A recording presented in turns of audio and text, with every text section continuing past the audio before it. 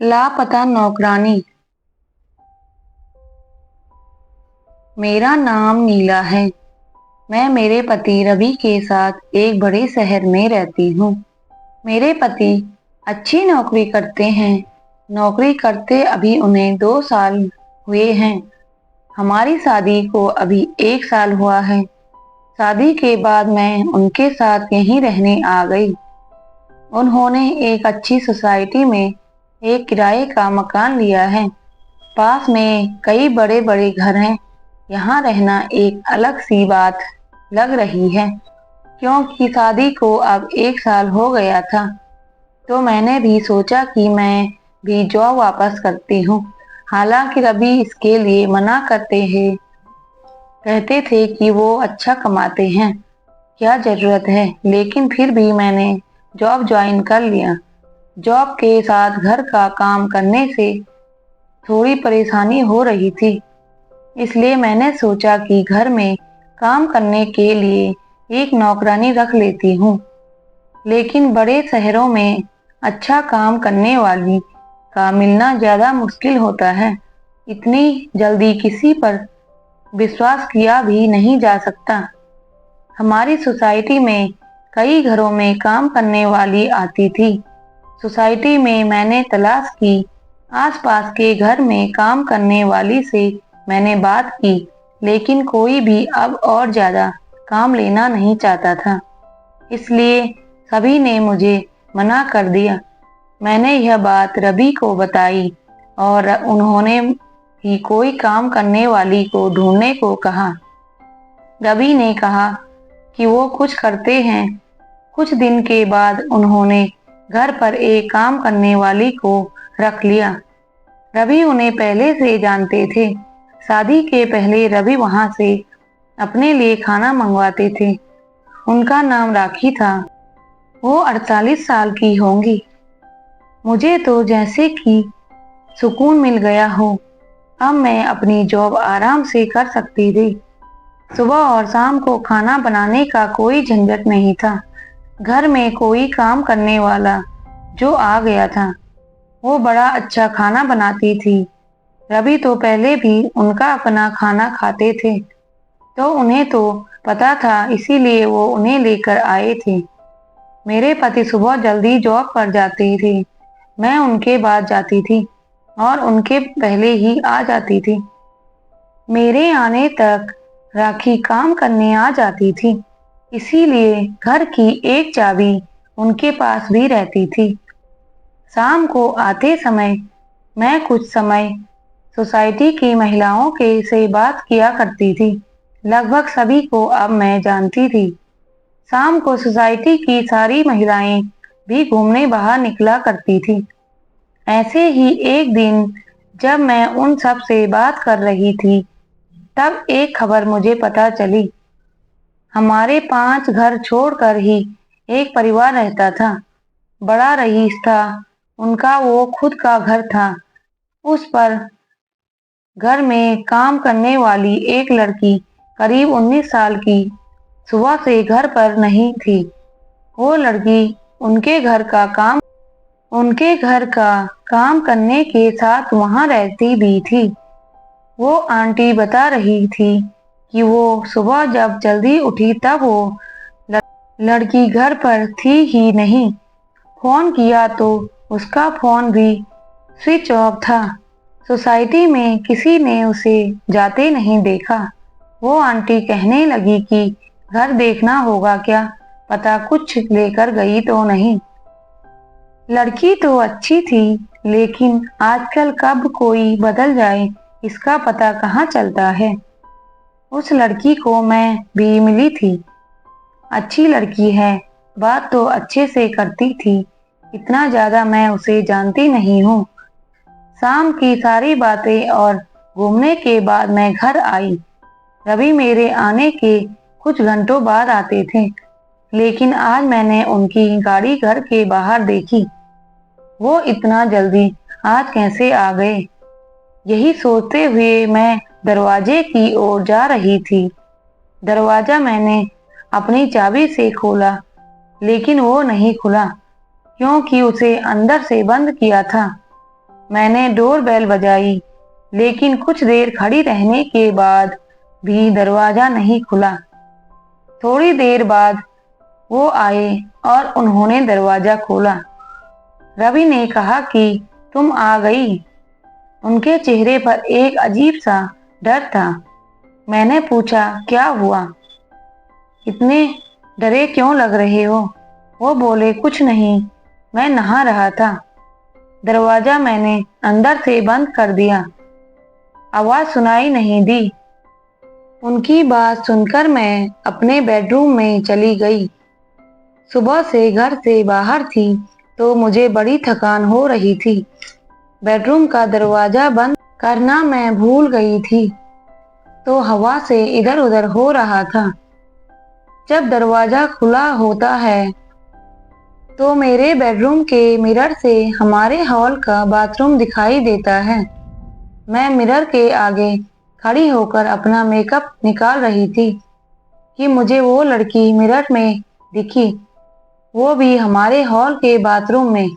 रवि भी उस बाथरूम में घुसा जिसमें वो लड़की पहले से ही थी। यह सब मैंने क्या देखा, मुझे यकीन ही नहीं हुआ।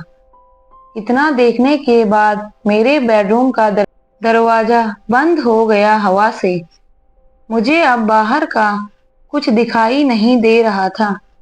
मैं अपना सर पकड़कर अपने बिस्तर पर बैठ गई। मैं सोच रही थी बाहर जाकर देखूं और जो भी मैंने देखा वो सब गलत हो। मैं धीरे धीरे अपना बेडरूम का दरवाजा खोलने के लिए गई। मैंने दरवाजा खोला तो बाथरूम का दरवाजा तो खुला था। रवि और वो लड़की दोनों ही वहां नहीं थे। मेरी स्थिति उस समय क्या थी मैं बता भी नहीं सकती। मैं यह सोच रही थी कि रवि उस लड़की को कैसे जानते हैं। वो लड़की जब मैं यहाँ नहीं थी तब रवि के साथ क्या कर रही थी और अब रवि उसे लेकर कहाँ गए हैं। मैंने सोचा कि मैं रवि को फोन करूं। मैंने उसी समय फोन किया। रवि ने कुछ देर बाद फोन उठाया। मेरे कुछ पूछने से पहले ही रवि ने कहा कि मुझे कुछ काम आ गया था, बस थोड़ी देर में आता हूँ। इतना कहकर रवि ने फोन काट दिया। वो मुझसे झूठ बोल रहे थे। आखिर ऐसा क्या कर रहे थे जो उसे मुझसे झूठ बोलना पड़ रहा था। मैं अपने आंसू रोक रही थी, अपने दिल को समझा रही थी कि रवि से बैठकर एक बार बात कर ले। अभी से कुछ मत सोच, शायद कुछ और बात होगी। लेकिन फिर यही ख्याल आता कि आईने में मैंने उसे देखा। थोड़ी देर बाद हमारी काम वाली राखी भी आ गई। उसने मुझे इस तरह चिंता में देखा तो पूछा कि मैडम क्या हुआ। मैंने उसे कुछ नहीं कहा और अपने कमरे में चली गई। रवि करीब 2 घंटे बाद घर आए। उनकी शक्ल देखने में मुझे गुस्सा आ रहा था। मैंने पूछा कि कहाँ गए थे। वो बोले, ऐसे ही कुछ काम आ गया था। वो फिर मुझसे झूठ बोल रहे थे। मुझे बहुत गुस्सा आ रहा था, लेकिन मैंने अपने गुस्से पर काबू किया क्योंकि घर में राखी थी। मैं नहीं चाहती थी कि यह बात बाहर जाए। मैंने सोचा कि रात में इस बारे में रवि से बात करूंगी। हम लोग दोनों खाने के लिए टेबल पर बैठे थे। राखी खाना लगा रही थी।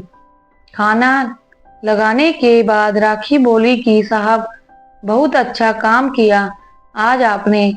रवि बोले कि थोड़ा और लेट होते तो बस छूट जाती, इसीलिए मैं आते ही चला गया। मैंने पूछा, क्या बात हो रही है? राखी बोली कि मैडम, वो लड़की थी जो यहाँ पड़ोस में उनके यहाँ काम करती थी और रहती थी। मैंने उनकी बात काटते हुए कहा, हाँ, सोसाइटी में सुबह से नहीं है, कहाँ है? राखी ने फिर कुछ ऐसा बताया जो मैंने सोचा भी नहीं था। राखी ने कहा कि वो छोटे गांव की है। घर की हालत ठीक न होने के कारण उसे यहाँ काम करना पड़ रहा था।